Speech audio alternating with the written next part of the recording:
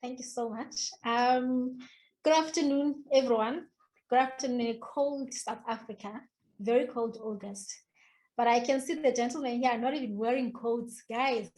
Hey, Nah, bro, if you're at I home, you're think not it's gonna good to wear be on one. your side because you're not wearing any coats. It's very cold in the Eastern Cape.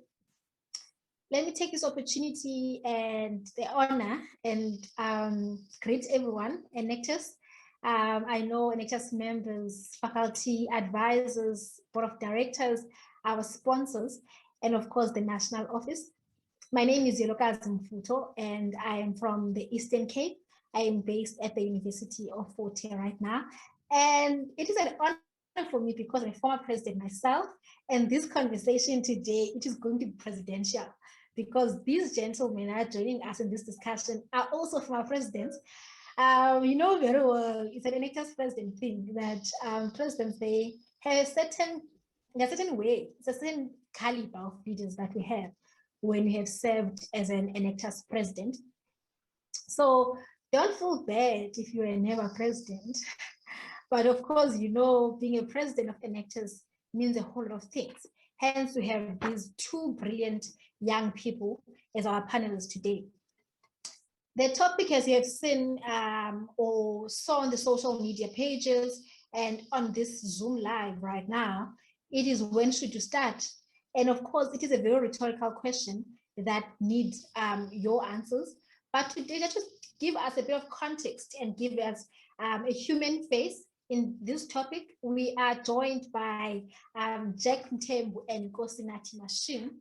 I'll start with Nkosinathi. I'm going to introduce him to you guys, and then he gives us his, what you call an opening statement.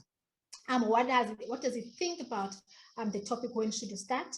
And what can you advise us as young people right now, Enactus in particular, on when should we start to maybe follow our dreams or unleash our own potential? Nkosinathi Machine is, of course, a former president of Enactus, started at the lower ranks, of course. He has a degree, BCom, accounting, management and accounting. He started his own organization, his own company, and he also served as a project manager for commercialization. These people are educated, and he founded his own company known as Machine and Mfosi. And also he has a company known as SEDEC. I'm not sure if it's SEDEC. Please do clarify for me if it's like the SEDEC that you know or your company operates in the SEDEC region.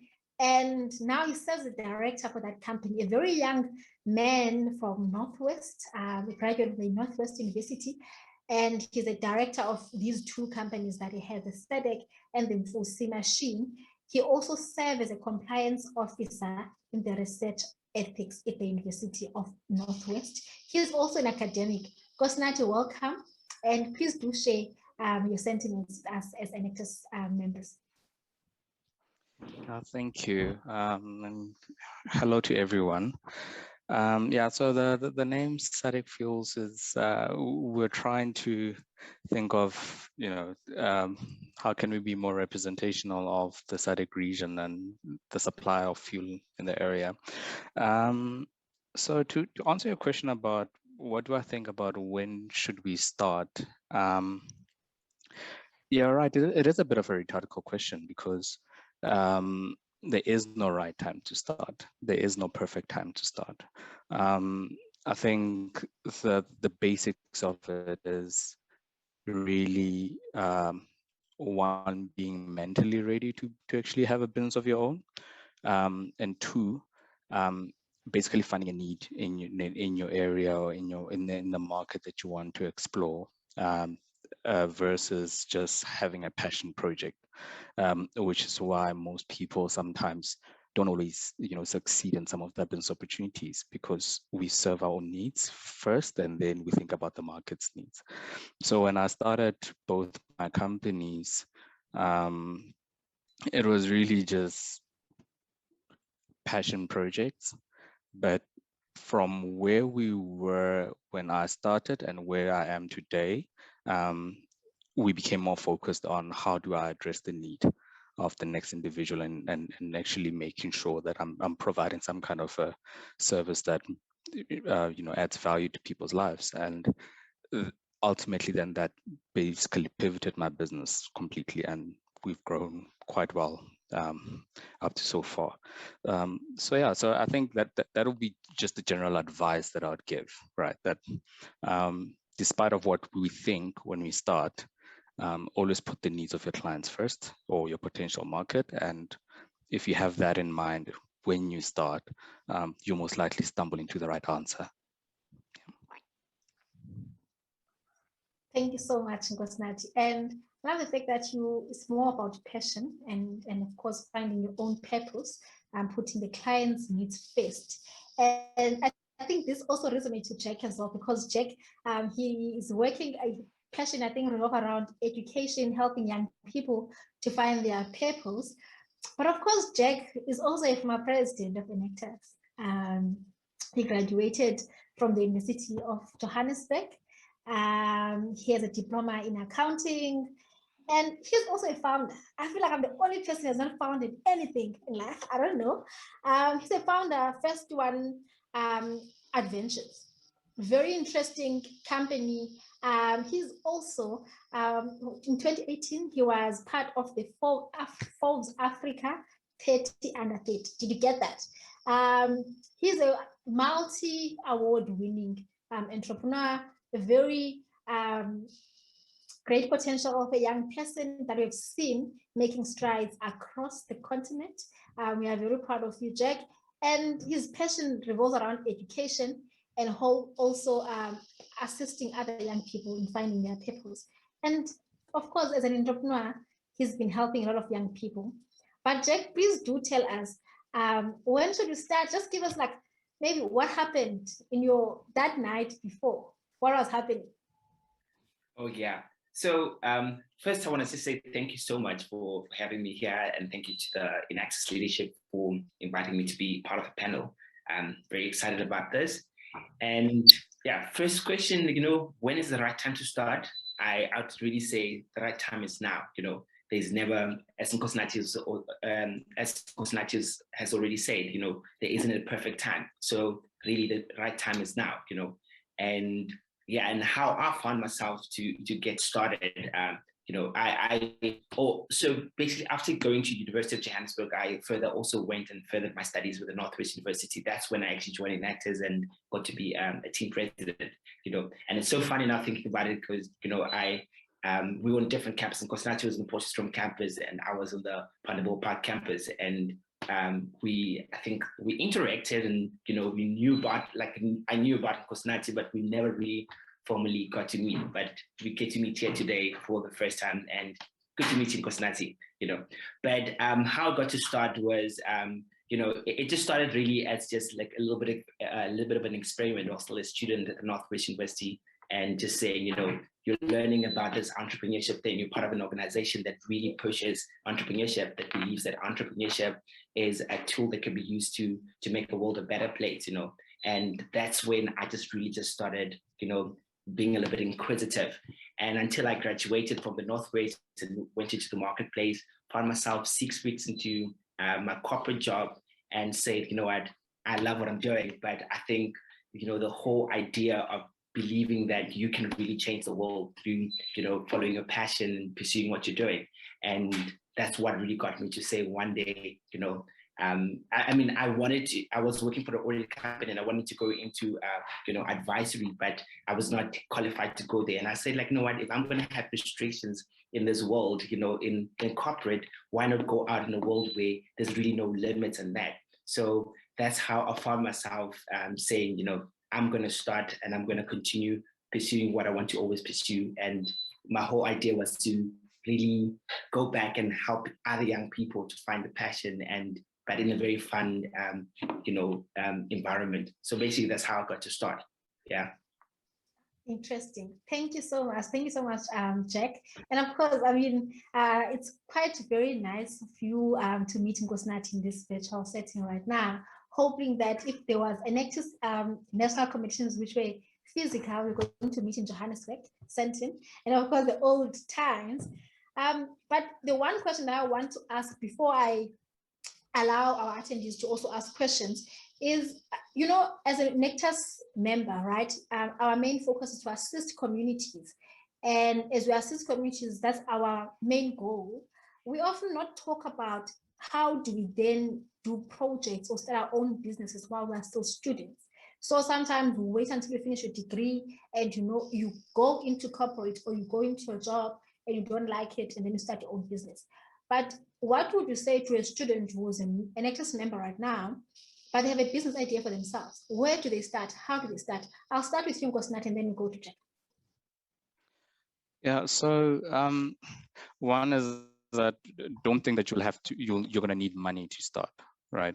Not that you shouldn't, not that you're not really going to need money, but be resourceful. So I think that that's one of the biggest misconceptions, and that's one of the reasons why a lot of students don't start their businesses while they're in university. At least personally, that was one of the reasons why some of my businesses or business ideas started and ended in my head, right? Because I'll come up with a very big idea that I thought would work, and then I think of all the numbers, and then it didn't work out because I would then just stop myself because I'm thinking I need an X amount of capital and I don't know where to access it. But funny enough, when I started my fuel business, we didn't really have much money in the company's bank account. And in fact, a lot of our operations were self-funded, right? So I think that one needs to be very resourceful. And that is actually the key trait of an entrepreneur in itself, right? Don't focus so much on making a profit rather than choosing or proving that your concept works, right? And that can be done through a number of avenues, whether it's working with one of your future competitors, which you will gladly learn from as you grow your business, and also just working with other entrepreneurs that might have solutions to what you want to actually achieve, right? So I think that one of the key things that you really need to be thinking about is, how do I come up with an MPV product? So MVP product, which is the minimum viable product that you can actually put out in the market and test. And despite popular beliefs, I mean, if you entered a game show, for instance, and you were given an impossible task, chances are you would achieve it because you're playing. And very often people don't interact with their ideas in the similar fashion. And I've come to realize when it comes to business, it's also like a game show where you become resourceful, and you'd be surprised at how much you can achieve once you stop looking at what you don't have and start looking at what do you have at your disposal and move along in that direction. Yeah. Thank you so much, Nkosinathi. Jack?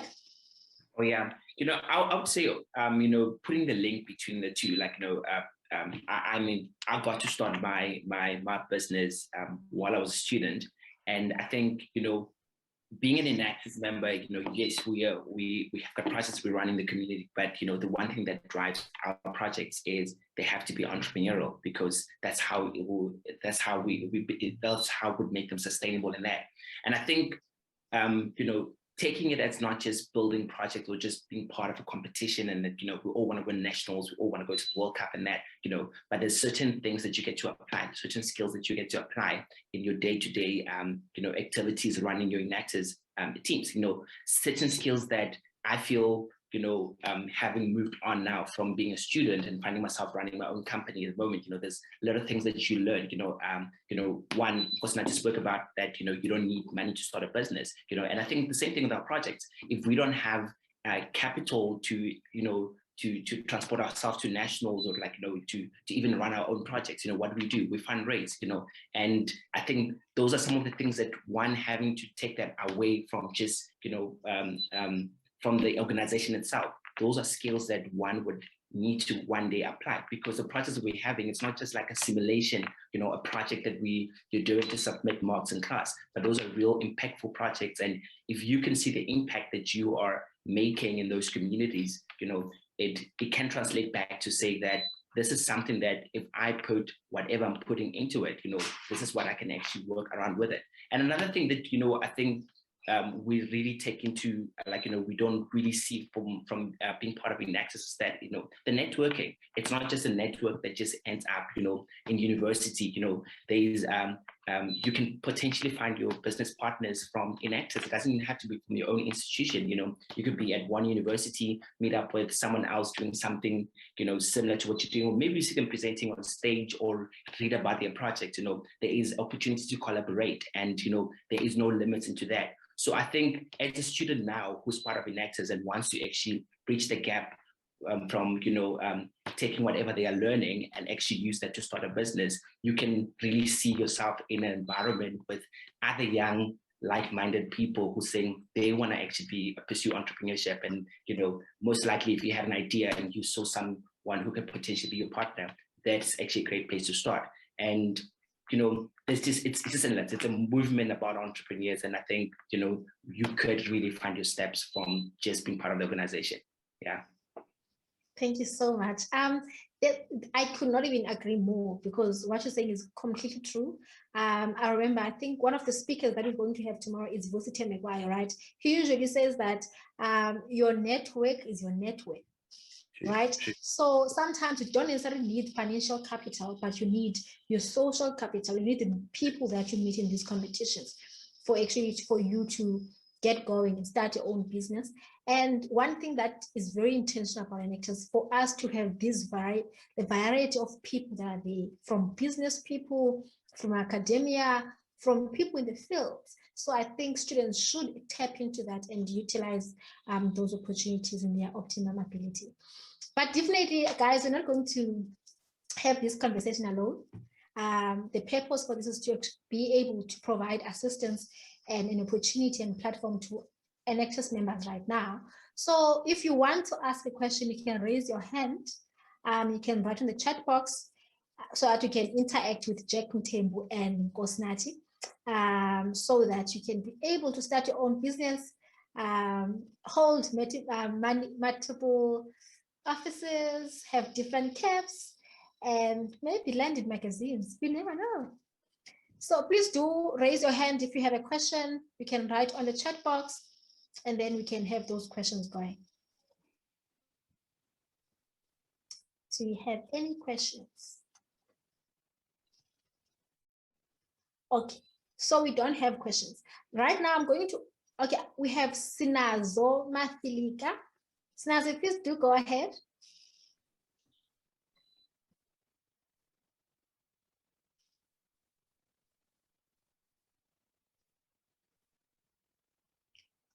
Sinazo.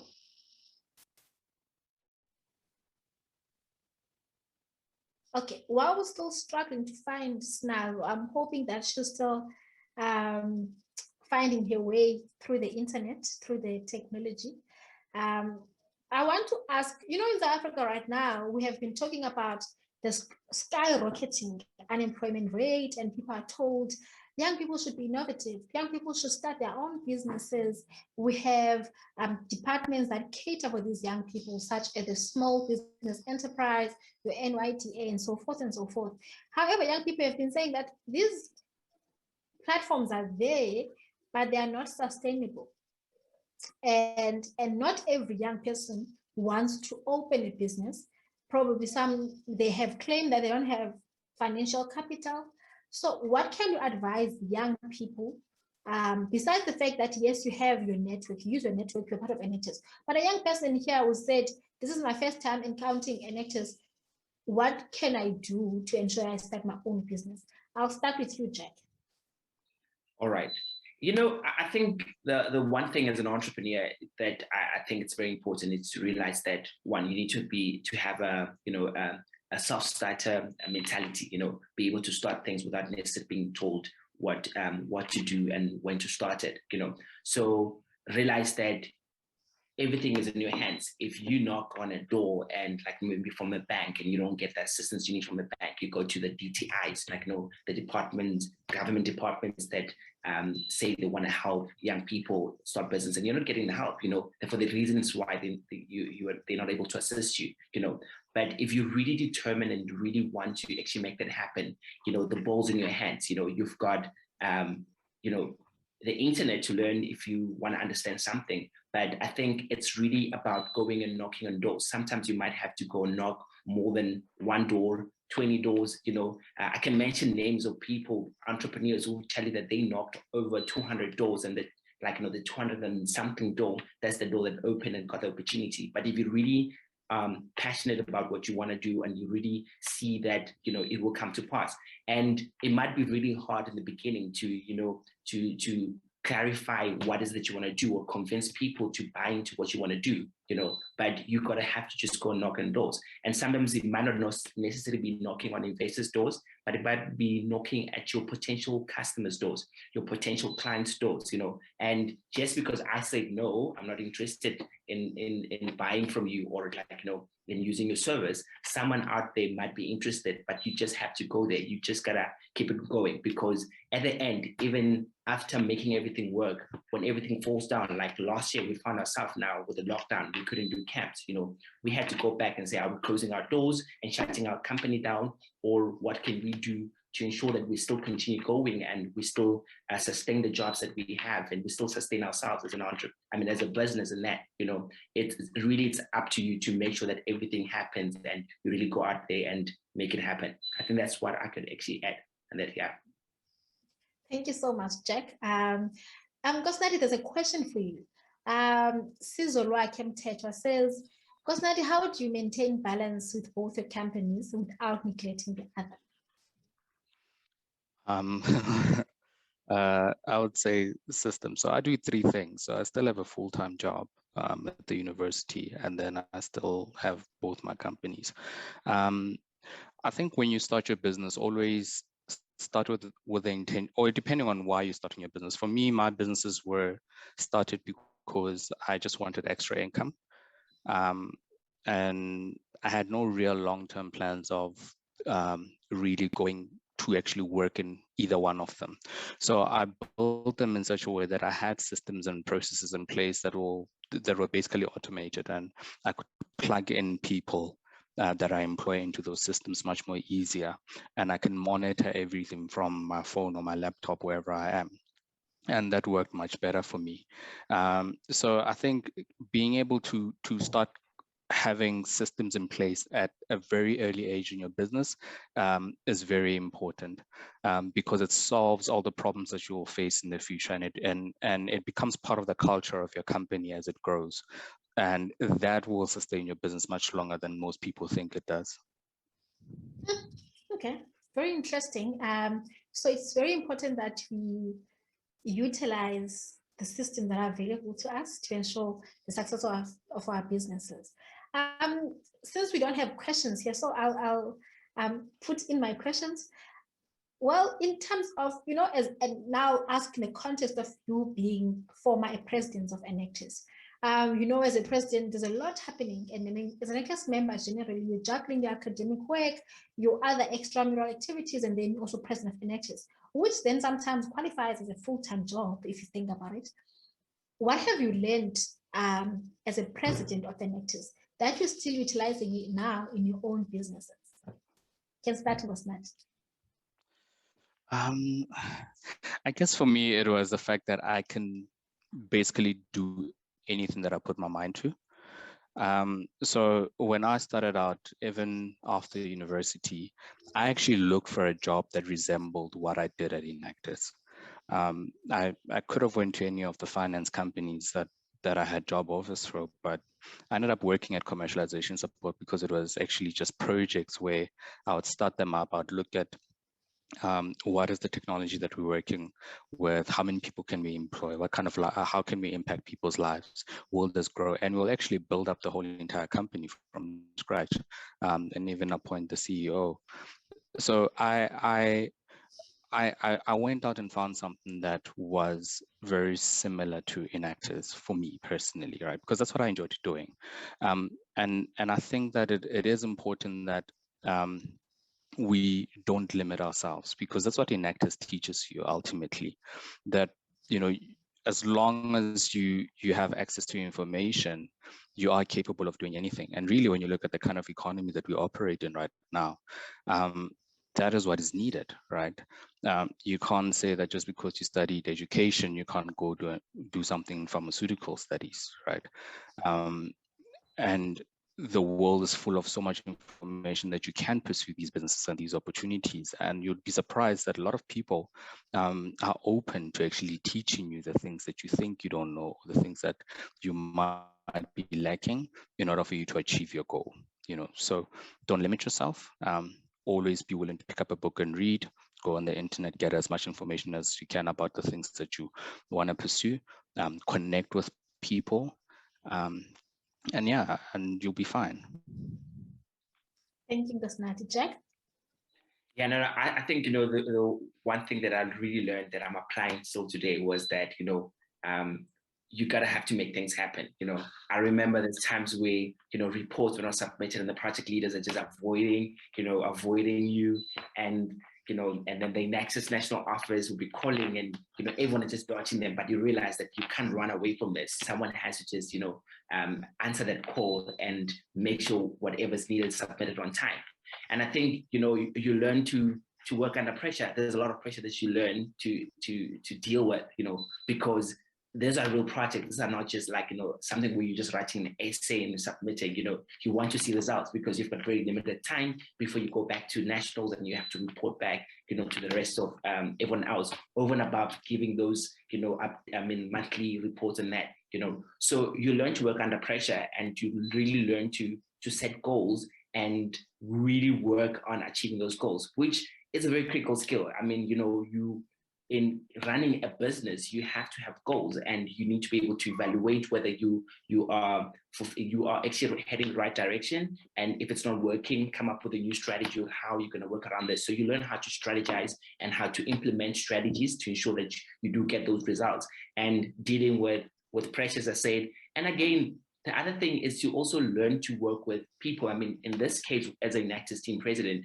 you're working with other students who are, it gets really tiring. People get demotivated and want to just quit, but you still have to make sure that everyone is still motivated. Everyone is still, excited about Enactus. Everyone is still pulling in their weight to ensure that we do achieve the results that we want to achieve. And you can't be rude and, expect people to do this because they're not getting paid. They're like, it's organization that they're volunteering their time, So learning how to also build relationships, and how to work with people and learn how to communicate. So those are skills that one has learned, and really now in the real world, you've got clients who need, who want they've got deadlines, they'll be calling you left and right. They'll send you emails and you can't avoid those. You eventually have to go back and actually, account. And when times where things do not go right, you learn to be able to face people and say, hey, I was not able to do this. So, there's a lot of things that you learn, I think, that you really apply in real life. And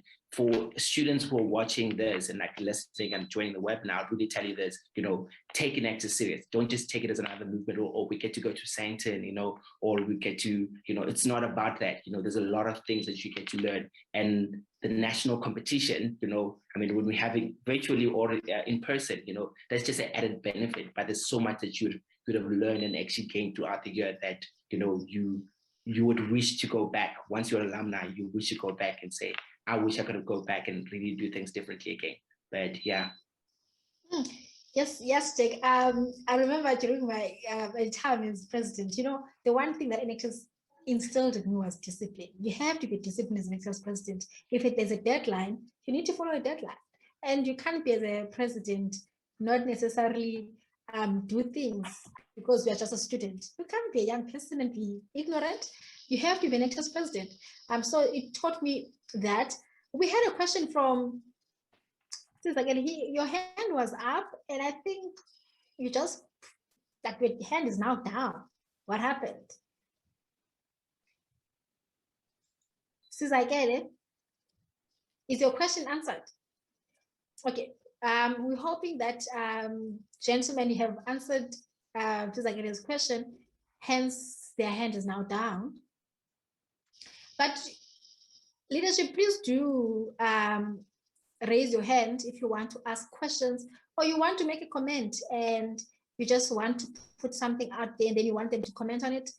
Even if it's not about when should you start? Maybe you want to share a bit of your experience as well. You are more than welcome to do that. Or just write on the chat box. We're going to interact with you. Yes, so I see a hand here. Yes, Sizolwakhe Mthethwa. I'm so sorry for butchering your name. Yes, Sizolwakhe, please do go ahead.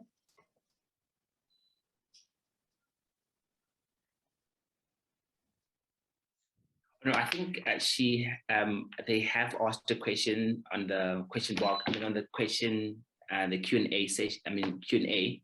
And the question was asking about, if they had a partner they're working with who's not, yes, who's not able to fulfill their task. There, I think I'll answer that and say, as I said just now, it's. You have things that have to be done. You've got things that you have to, be able to achieve. If you want to achieve certain results, you have to be able to fulfill those. And having honest conversations, that's the hardest thing. But at some point, you'll have to sit down with your partner and tell them, you know what, listen here, maybe this relationship is not working out well, and you are holding me back instead of actually us going forward. So maybe giving the first warning and say, let's maybe work around this. And if really they still fail to fulfill their duties in that, honestly, you'd have to go back and tell them, I'm going to have to dismantle the relationship or the partnership, because, we're not going to be able to achieve whatever we're doing if we have to continue going this way. Yes.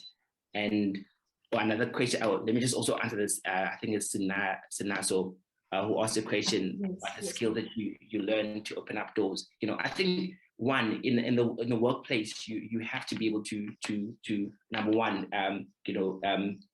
reach be able to fulfill what you've been asked to do, and be able to work especially now with this whole COVID where everyone is working remotely, and that, you need to be able to work without being supervised and stuff. And I spoke about, having a self-starter mentality. If you see this is what needs to be done, you see there's a problem that needs to be solved, you don't always have to go to the boss or whoever and tell them, hey, what can I come with solutions to them instead of actually giving them problems. I think that's what every employer would be looking for, and it will also help you to be able to achieve that. And being able to show this is what I'm able to do. One example, when you're going to interviews, give examples of what you did as Enactus. Show them, I was part of Enactus and I did this and this and this. We had a situation where we had to show this, and this is how we were able to achieve that. So giving practical examples that I've actually gone through this would help you to be able to land your employment that you're looking for. If you're a graduate, about to be a graduate now and looking for employment, that will help you to be able to achieve that. And also just engage in Enactus. If you see that nothing is happening in your team, be that person who's going to actually stand up and say what's happening, but don't just ask questions, come with solutions. Because I think rather be a solution-minded person. I think that's what Enactus is all about. Come up with solution, not always questions. Where others see a challenge, you see an opportunity. So if you see a problem, that means you've got an opportunity for you to bring a solution. And if you have that kind of if you are that person now in Enactus, it will be easy for you to demonstrate that even through your interview, and they will be able to see that this is the kind of person we're looking for, because you will be able to walk the talk. So yeah.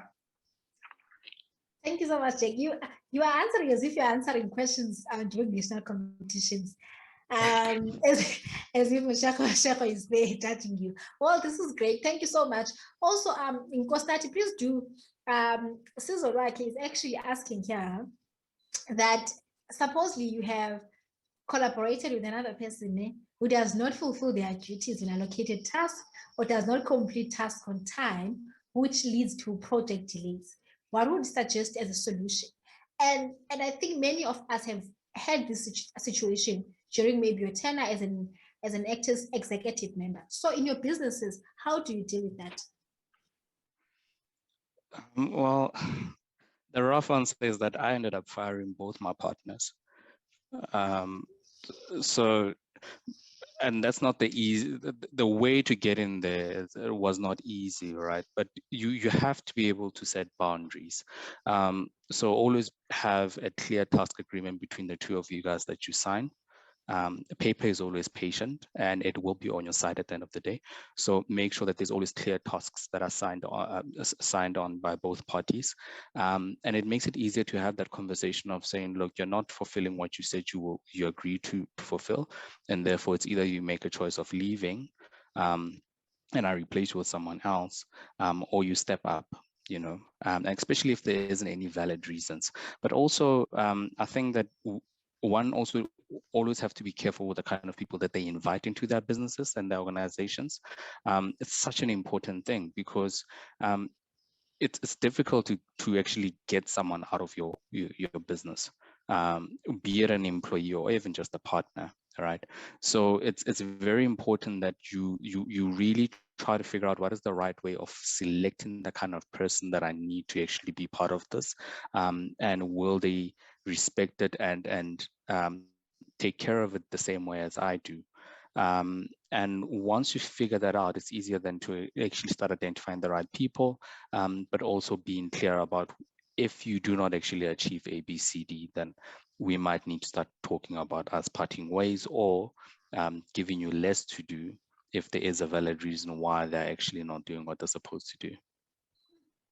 All right, thank you. So yes, Jack, please do attempt. We have kind of delved into this question before. However, now I think the anonymous attendee actually wants practical examples. So they are asking, what is the practical meaning of you do not need money to start? We did mention your network, your social capital and stuff. I think now they actually want practical ideas on what you should do without money. Yeah, I started my business by doing photography first. It was not initially what I wanted to do, but I had a camera, and I learned how to take really good pictures. On YouTube. I think I was a photographer. Our team was like all our pictures in my time in Enactus. I was the one who took all those pictures and stuff, like at nationals and stuff. I was always a photographer, but never appeared in any of the pictures. But it's that I had a skill, and I knew if I could actually use the skill to make some form of money. Graduations, I was on campus, and I knew that seniors who were ahead of me would, they're going to have graduation. You show up at the graduation venue and take pictures and get some sort of like a little bit of money that you can actually, invest in your business. It doesn't have to be thousands and thousands of rands, but I needed to put up a website, and someone needed to pay for the website on a monthly basis. That subscription was about just under 100 rand, but with a little money that one would be able to get from from doing those practical skills.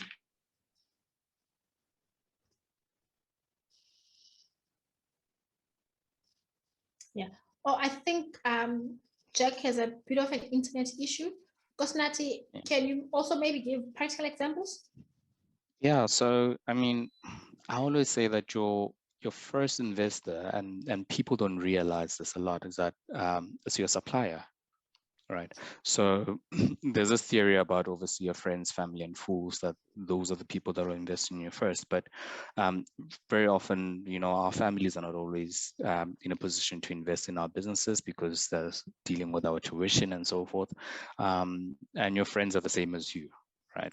But your suppliers are actually the people that you actually can get to actually fund your business. And to give an example in fuel, so if I were to sell 100,000 liters of fuel right now, that's equivalent to nearly 2 million rand, right? I don't have 2 million rand, and the bank is not going to give me 2 million rand, but I can convince my supplier that, hey, can you deliver this, and I will pay you within the next 7 or 18 days. And let's do some arrangement about how much does this cost you for each day that you're basically extending credit to me. So your suppliers become quite an important thing. So that's why earlier I said, don't always focus on profit when you start your business. The profit will come. What you want to figure out is someone willing to pay for what I'm actually selling? And that answer comes from sometimes just saying, you know what, even if I just break even, that's okay. I will take what I have, or I'll get a supplier to actually supply this person. They know me, they don't know the supplier. And as long as I can replicate that model over and over again, my profit then starts from being zero, and it turns into an actual number that actually can sustain my business. So by then you've proved your business. The other part is also go talk to your bank. You'd be surprised at how some banks are a bit flexible with overdraft facilities, especially if it's a small loan. Businesses, most banks are willing to give a small amount of money just to look at if people can actually do what they're saying that they will do, especially if you've got a good history with the bank. So the most practical way is that try to figure out how do you talk to your suppliers and get them to pay for what you're doing. And the other one is obviously your client. If you can get your client to pay for the cost of what you're doing upfront, then that's even better. And in some cases, you do get clients that are willing to do that. But if you're not, then your supplier is your next second bet. Thank you so much, Nkosinathi. Jack, we saw that internet got the better of you there. Apologies for that.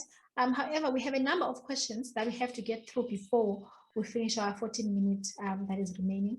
However, now there are questions that the teams are asking which pertain technical support, right? We are here as entrepreneurs, it's good to give advice, but in terms of administration issues, we are going to take those questions last.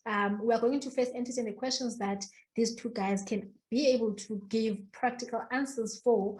Then we can go into the questions that surround your administrative issues as teams. So, your dictation, right? I'm not going to pronounce your name in case I butcher it. How do you start when you feel like your ideas are way bigger than you, and sometimes you feel like they're impossible? Apparently, if your dreams do not scare you, they are not big enough. I don't know about that, but Jack, do please answer that question, and then we're going to take the second question to you, Jack. What fears did you have when you started your own businesses? So Snaz is asking here, actually, during the time you were starting your companies, did you experience any fears of starting, and how did you overcome them? So we start with you, Jack, on that question of dictation, and then dictation, sorry. And then you go to Nkosinathi about the fears question. Yeah.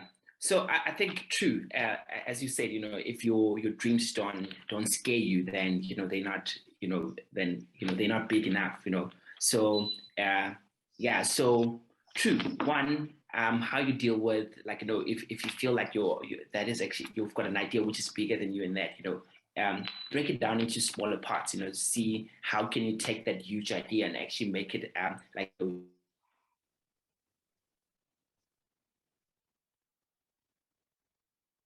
there. Oh yeah. Oh yeah, sorry. So yeah, so how do you break it down into smaller parts so that you can be able to tackle it and take it on? There's nothing as big as there's nothing that's so big that you cannot take on. I mean, Mark Zuckerberg started Facebook, which is like a huge network, but it didn't start as this massive network. It just started off as a network that was just catering for his campus, which is Harvard, and it has grown to become what it is today. So find a way in which you can actually break it down into smaller parts, and after breaking it into smaller parts, find a way how are you going to gradually grow it? How are you going to scale it up to be where it needs to be? So I think that's what I can actually say about that. Yeah. Thank you so much, Jack. Nkosinathi, what's the fears? Yeah, so fears is a bit of a complicated one because we constantly have fears, right? I used to have this problem. I remember this one time, I think 2 years ago, I got this really big contract for fuel, and I didn't have the money for it, and I kept on sleeping for 3 hours at a time for probably 2 or 3 weeks because I would always have to be thinking about where do I get an X amount of money for it. So your fears is always going to be a thing for you. And I think that you just need to find something that grounds you, and sometimes hit a restart button. I normally, when I get overwhelmed or, I get anxiety over something, and it's obviously triggered by a fear of failure or whatever the case may be, I would just stop everything that I'm doing that day, and I'll take a walk or take a drive, or just go have coffee, go sit at Daytona, talk to a couple of people, and then come back home. But it having that reset button always helps. I think it helps with your mental state, and it clarifies a lot of the things that you think would probably lead to your fear, because once you disconnect tomorrow morning when you come back again into the office and you try to, tackle the same task, you have a fresh mind, you have got a fresh approach, and you're in a better mental state to actually, do what you're supposed to do. So I think that just find things that will distract you a bit when you are feeling a bit overwhelmed. Thank you so much. So I think these questions are very much linked. So if, of course, when your dream, you feel like it's very much impossible, probably there's a potential that is a great idea, hence you feel like it's impossible. But if you just break it down into smaller pieces, to start with point A, then you up until you go to point Z, then it's going to be executed well. And of course, if you then encounter fear too, as Nkosinathi said, unfortunately, if you're a young person right now, maybe you don't have a car, you can't go and grab coffee, please do make coffee at home. It's still the same thing. Make coffee and take a walk. So now that we have these questions which are very much administrative. I feel like Liso, Andile, or Letitia can be able to answer these questions. But however, gentlemen, let's attempt these questions. Of course, as former presidents, definitely maybe we have ideas on how Mthembu Lidwaba and yes, it's Mthembu Lidwaba. The first question is, how do you as a leader encourage any other members who excuse themselves from Enactus for school to do their part while working online? How do you practice team building online? How do you approach other teams for collaborations? And she's also asking, I'm assuming that she's a she, and apologies if you're not. They're also asking, how does a team progress without support? For instance, a faculty advisor or institution. I don't know about institution, if they're not existing in an institution, and especially with matters team that cannot be able to provide answers to, especially accessing facts. So these are very administrative questions, but how do you then find solutions for those things? And I guess they are very demotivating if other people are not coming to the party, and you don't have funding, you don't have a support structure. So how to do it? How did you do it as presidents? I'll start with you, Jack. All right. I'd say, honestly speaking, they don't forget the social part of Enactus, like beyond achieving the goals that we need to achieve for our project, doing the work that we do in the community, find a way of also making it fun, build culture from it. At our line, when I was team president, we used to look to, one of the teams, I'll be like, particularly the University of Pretoria's Enactus team, because I realized that they're really strong in terms of creating this culture of making Enactus fun, and those are some of the practices one was able to see, okay, this team is doing it this way, how can we implement such into our team? So communicate with other teams and ask how do they do it, especially those teams that seem to have a grip over it, ask them how do they do it, and then see how can you implement those into your own team. And in terms of the administrative part, with regarding to the faculty advisor and all that, I think in a lot of times, I think when I realized this, when I look back into where I was, is that, there's sometimes we find ourselves taking our responsibility and what we need to do, and put it back onto, our faculty advisor. I know for one, we would submit payment requisitions late and expect our faculty advisor to approve that, last minute, and that there is, processes and procedures that need to be followed within the university to get funds and things like that. So I think having a communicating with your faculty advisor, understanding that they are not against you, they for the same reason, they really want you to win, and that, so having to have that open communication channel with your faculty advisor or the admin of the team, and that would help you to progress forward and stuff. And especially from your side as a student, you want to be able to get things done. So try and build that relationship, work on that relationship, and ensure that there is a beautiful relationship so that you can continue going. In most cases, those faculty advisors have been there way before you. Ask alumni how did they do it, but try to find peace and do it in a peaceful manner. I'd say that, yeah. Thank you so much. Nkosinathi. Yeah, so I mean, in terms of encouraging participation from students or other team members who might not necessarily want to participate as much because of academics, it's a bit understandable, but I think you need to sell the dream, right? That's how the majority of us who came into Enactus came in. It was because of the dream that was sold to us, right? Of that team, of that particular team. So I think that, I mean, once you really help a student understand the potential that Enactus has, and how they can use that to their benefit, I think a lot of people will prioritize it. I mean, we do so many things. You've got your studies, and then you've got your hostel activities, and then you've got a boyfriend or a girlfriend on top of that. So you can create some space for Enactus as well, right? As demanding as it may seem, but time management is something that we can all do. So I think selling the dream is quite important. And it's not it won't be misleading anyone, because all of those things would have been things that you have experienced yourself as a team president. Regarding support from the university, I think that the biggest mistake that I think sometimes we make as students at Enactus sometimes is that we don't treat our universities as clients, right? Because they are the client.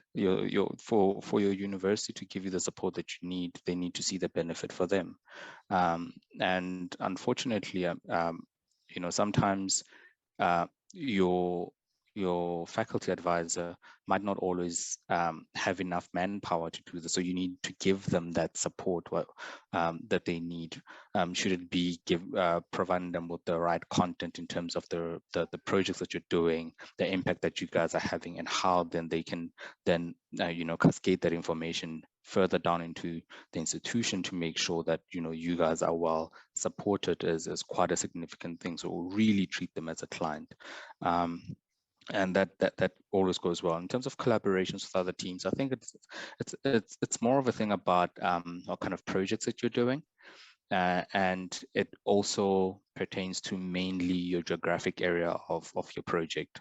There might be a project that you guys might be doing that you'd want to expand into another region, which is great, because, you know, starting up a project every year, it doesn't really create a significant impact, because you're doing this part-time, right? So having a sustainable project that you can constantly be growing like a business is quite a great thing. And that does stimulate collaboration with other universities or teams from other universities, because they already know that you've got the blueprint, and they're just helping you to actually replicate that blueprint into another area, you know, and people will buy into something that is already working. Yes, thank you so much. And I remember one of the staff members, Lee, was president at UFS.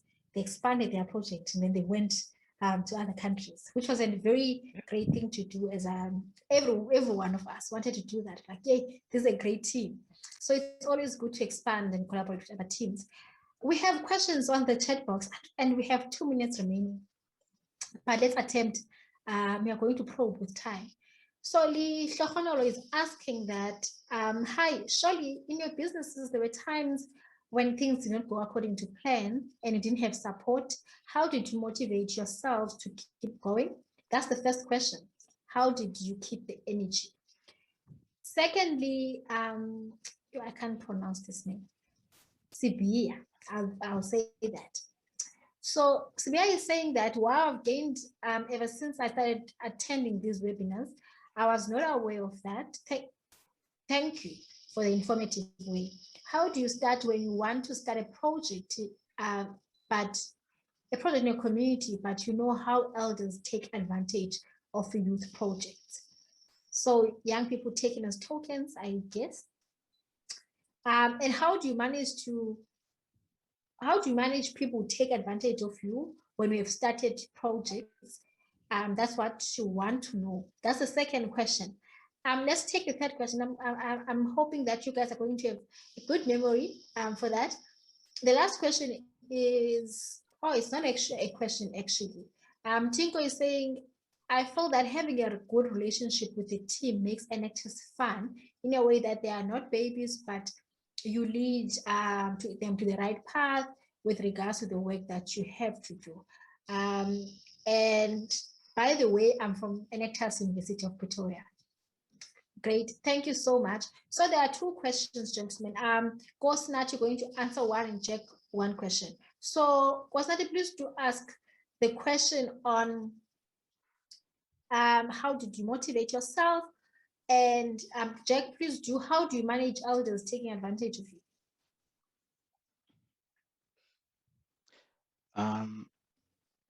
Yeah, so in terms of, just possibly getting over the fear of failure, I think being resilient is such an important thing, and remembering why you started what you're doing.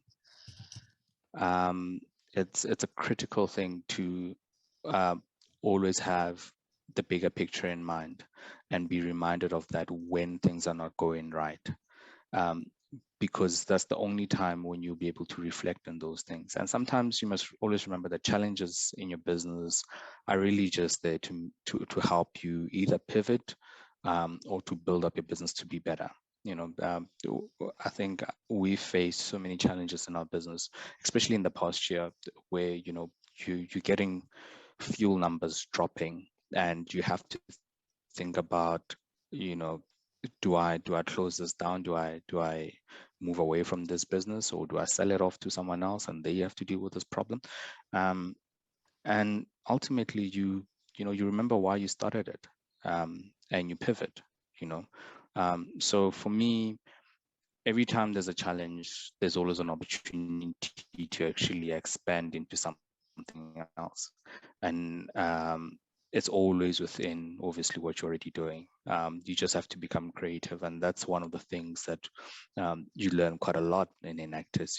If you have one stumbling block in front of you, then, you move to the side and go around it. Then, and you figure things out.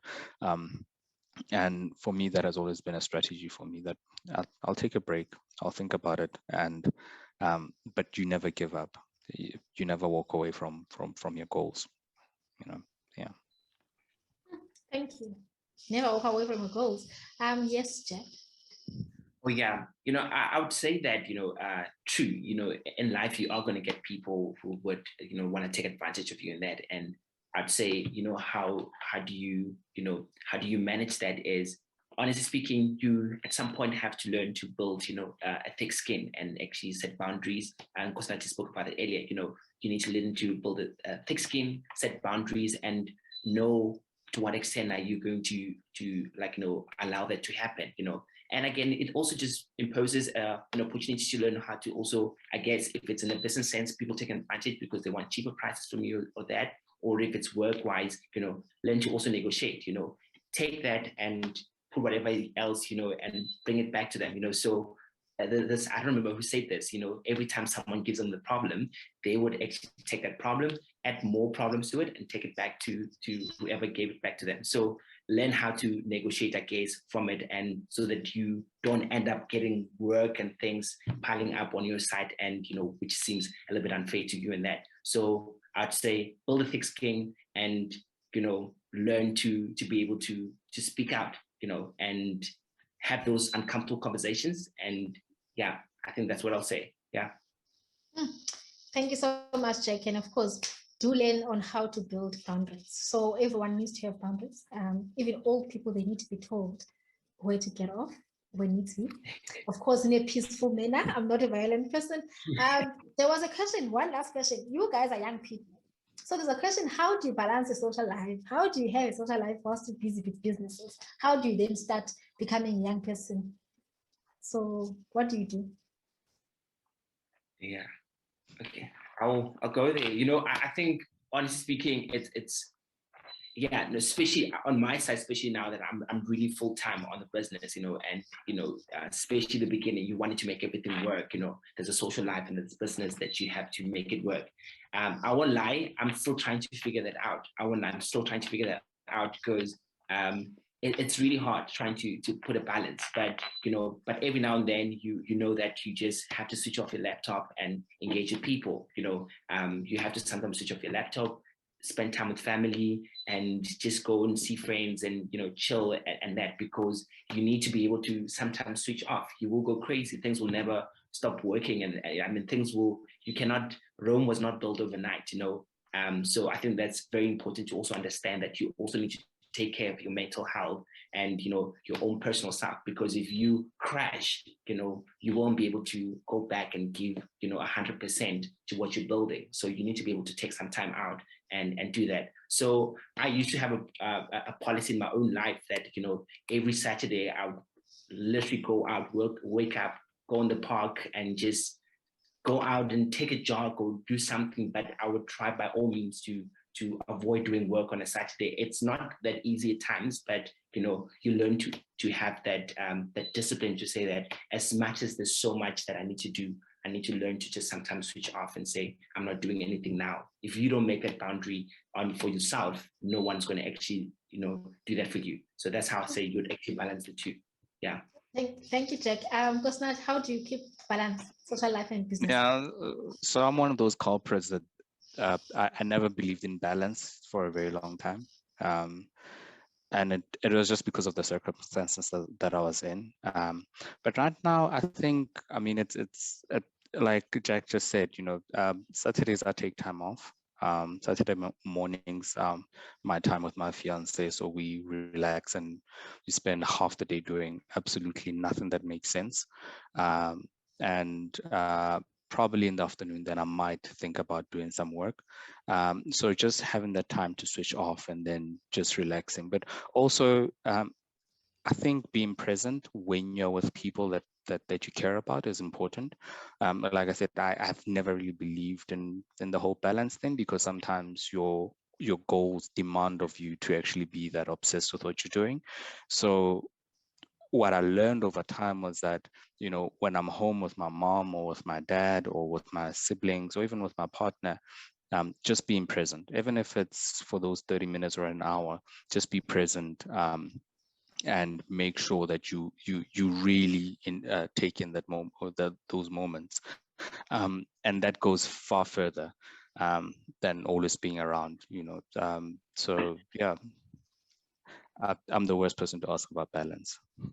Thank you so much. And thank you for being honest that you don't necessarily, like, there's no particular way of balancing life out, but you need just have your priorities right, and of course be present. That's the most important thing. So ladies and gentlemen, I think we're coming to an end of our session. It was amazing, very nice. I know Enactus, we are part of a very huge community, and you want to keep in connection, right? Social media handles, Twitter, Instagram, if you're on Facebook, please do tell us your handles, and then people can follow you guys and see your work. Of course, they can Google you, they have your names, but social media. Yeah. So yeah, my across all platforms, it's Jack, at Jack Mthembu. So yeah. Okay. Yeah, the same with me. It's just Nkosinathi machine, and then I'm not very big on social media, so you're not gonna find much. It's just all very old pictures, and probably half of them I've deleted. So yeah. Okay, thank you so much. And of course, on social media, I am YOLO_Mfuto and YOLO_Mfuto on Twitter and Instagram. It has been lovely, guys. It's a happy Thursday, a happy Enactus Thursday. Yeah, we should have worn our Enactus t-shirts. Unfortunately, it's very cold in Ali, so I could not even wear a t-shirt. I was going to die of cold. But it has been amazing. Thank you so much to Enactus South Africa for affording us the opportunity to interact with these brilliant young minds who are making money in South Africa and abroad. And of course, who are making strides and assisting other young people in, of course, realizing their potentials and opening doors of opportunities in education. Goodbye, guys. See you in the next session. And tomorrow is our finals, right? May the best team win. May the University of... Yeah. University of... Goodbye, guys. Have a lovely afternoon. Thank you. Bye. Bye.